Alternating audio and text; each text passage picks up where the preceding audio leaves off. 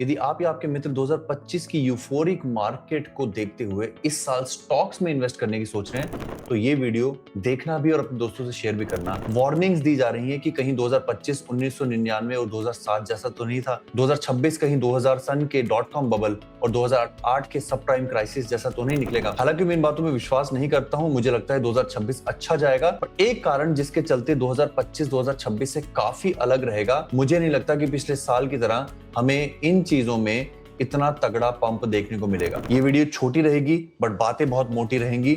Value investing versus chasing euphoria, इसमें फर्क बताएंगे। 2025 जो है वो वैल्यू इन्वेस्टिंग के बारे में है। It is not about shining objects और कौन सी चीजें ओवरबॉट हैं, कौन सी चीजें ओवरसोल्ड है, ये सब मैं आपको इस वीडियो में सिखाऊंगा। बट फटाफट से, nothing in this video is financial advice. मैं रजिस्टर्ड फाइनेंशियल एडवाइजर नहीं हूं, मैं सिर्फ यहाँ पर आपको एजुकेशन, आंकड़े, डेटा और सिर्फ एंटरटेनमेंट के लिए हूं। मैं आपको इस वीडियो के बीच में एक $50 का गिव अवे सवाल पूछूंगा। अगर आप कमेंट करते हैं तो आप विनर बन सकते हैं बहुत ही जल्दी। तो दोस्तों, समय बर्बाद किए बिना सिल्वर ने 150%, गोल्ड ने 70%, FTSE इटली ने 31%, भारत के स्टॉक एक्सचेंज ने करीब करीब 10.5% और यूएस के स्टॉक मार्केट ने 16.5% के आसपास का पंप दिया। ये वो हिस्टोरिक साल है जिसमें every single traditional method of investing ने अच्छा रिटर्न दिया। एंड ऑब्वियसली क्रिप्टो करेंसीज के बेताज बादशाह बिटकॉइन ने -6-7% का रिटर्न दिया। ऑल्ट कॉइन्स के बारे में बात ना ही करें तो अच्छा है। आई एम श्योर आपका ध्यान इन आंकड़ों को देखकर इन्हीं सब चीजों में इन्वेस्ट करने का मन करता होगा, क्योंकि आप चेजिंग यूफोरिया वाले इन्वेस्टर हैं। आप वैल्यू इन्वेस्टिंग सीख जाएंगे तो पैसा बचाना पैसा बनाने से कहीं ज्यादा जरूरी है,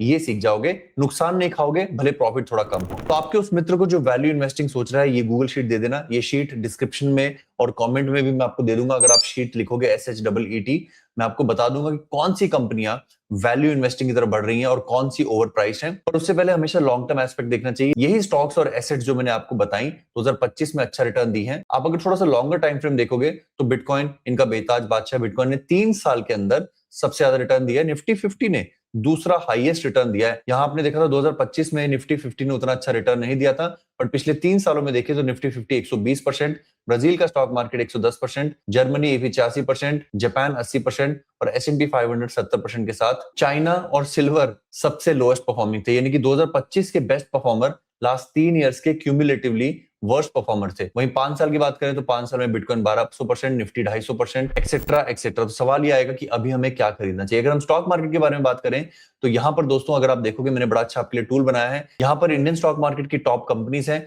उनका करंट प्राइस है, उनका प्राइस अर्निंग रेशियो है। ये कैलकुलेट किया है कि वो किस सेक्टर से आती है और उस सेक्टर का प्राइस अर्निंग क्या है, ताकि हम बेंचमार्क कर सकें कि सेक्टोरियल कंपैरिजन में ये कंपनियां अपने सेक्टर से ज्यादा एक्सपेंसिव हैं, ज्यादा ओवरवैल्यूड है या कम।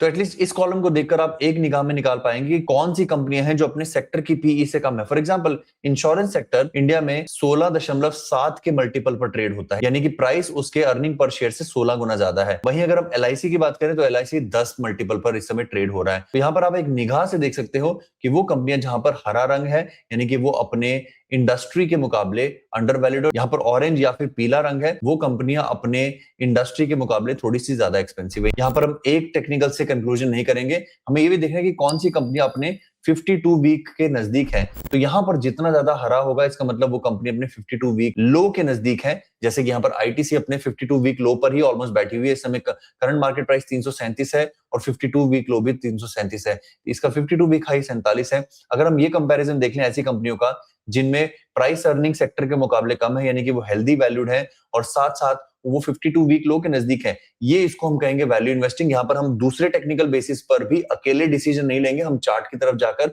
ट्रिपल वैलिडेट करेंगे कि क्या ITC वाकई एक ऐसा स्टॉक है जो अंडर वैल्यूड है या फिर कोई ऐसा लीगल कारण है जिसके कारण से इसमें दबाव आ रहा है। आपने हाल ही में देखा होगा वोडाफोन आइडिया के ऊपर पेनल्टी लगी थी, टाटा मोटर्स के ग्लोबल पार्टनर के कारण उनको उनका प्राइस डिप्लीट हुआ था। ये सारी चीजें ध्यान में रखनी जरूरी है। बट अगर आपका दोस्त वैल्यू इन्वेस्टिंग चाहता है तो उसको at least price earning 52 week low के आप कितना नजदीक हो और आपका डिस्टेंस टू 52 वीक हाई भी कितना है, ताकि अगर आप अगले 1-2 साल में 52 वीक हाई की तरफ जाते हो तो आपको कितनी एप्रिसिएशन यहाँ पर मिलेगी। तो अगर वाकई S&P में 12% का दमखम और बचा है और S&P पिछले साल की तरह परफॉर्म करता है, तो वैल्यू इन्वेस्टमेंट आपको कैसे फायदा दे सकती है ये मैं बताता हूं। अगर मान लीजिए S&P 500 पंप नहीं करता है और इस साल डंप आ जाता है, तो ये कंपनियां ऑलरेडी काफी ज्यादा अंडर वैल्यूड है, इनमें परसेंटेज गिरावट कम आती है। वहीं दूसरी कंपनियां जो अपने 52 वीक हाई के नजदीक हैं और अपने 52 वीक लो के बहुत ऊपर हैं, उनमें डंप आने पर वो अपने 52 वीक लो की तरफ जा सकती हैं। तो यहाँ पर करेक्शन ज्यादा मिलेगी आपको, इसलिए वो स्टॉक्स को आप ओवर वैल्यूड कंसीडर करें। वंस अगेन दोस्तों, अगर आपको पूरी शीट चाहिए और आप खुद स्लाइस एंड डाइस करना चाहते हैं तो कमेंट में SHEET शीट लिखें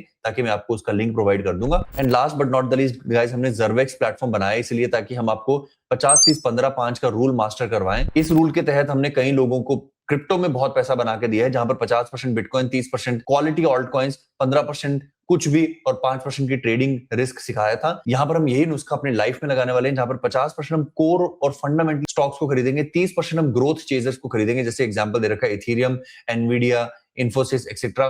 15% को हम टैक्टिकल शॉर्ट टर्म चीजें खेलेंगे, जैसे टेस्ला, सोलाना, जो शॉर्ट टर्म के पंप एंड डंप में हम उसका फायदा उठाएंगे, और 5% में हम मीम कॉइन जैसी चीजें खरीदेंगे।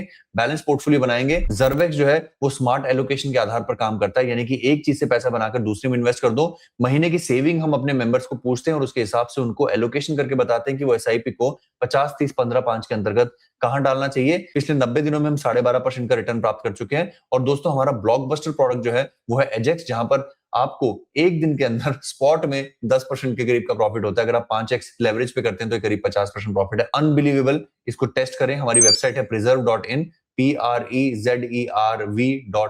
इसका लिंक डिस्क्रिप्शन में है। और अगर आप Zervex पे अपनी इन्वेस्टर पर्सोना चेक करना चाहते हो कि आप किस तरह का इन्वेस्टर हो, तो फाइंड माय प्रोफाइल पे क्लिक करो। अपनी प्रोफाइल फटाफट से बना के देखो कि आपने कहां का इन्वेस्ट करते हो, आपका रिस्क प्रोफाइल कैसा है, आप सेविंग कितना करते हो, आपकी नॉलेज कितनी है, आपको पैसा कब चाहिए। इन सभी के बेसिस पे जब आप ये पूरा टूल भर लेते हो तो हम आपको बताते हैं कि आप किस तरह के निवेशक हो। आप अभिमन्यु हो, आपको ज्यादा पैसा बनाना है, जल्दी पैसा बनाना है, जोखिम ले सकते हो, या फिर आप युधिष्ठिर हो, आप अपनी रिटायरमेंट की तरफ जा रहे हो, आपको साल भर में 30-40% रिटर्न भी मिल जाए तो बहुत बड़ी बात है। इन सब के बेसिस पे हम आपको राय देते हैं कि आपको अपना 50-30-15-5 प्रोफाइल कैसे बनाना चाहिए, और ये एक बहुत ही लाइफ चेंजिंग प्रोडक्ट है। तो आज ही विजिट करें preserve.in और Zervex और एजेक्स में अपनी इन्वेस्टर और ट्रेडर प्रोफाइल को चेक करें। इस टूल के लिए कमेंट में लिखें शीट। और याद रखें दोस्तों, जरूरी नहीं कि पिछले साल ऐसा हुआ था तो इस साल भी ऐसा होगा। हमने सिद्ध किया है। लास्ट 3 साल में निफ्टी बेस्ट परफॉर्मर था, वहीं पिछले साल Nifty was not among the top 10 performing indices in the world.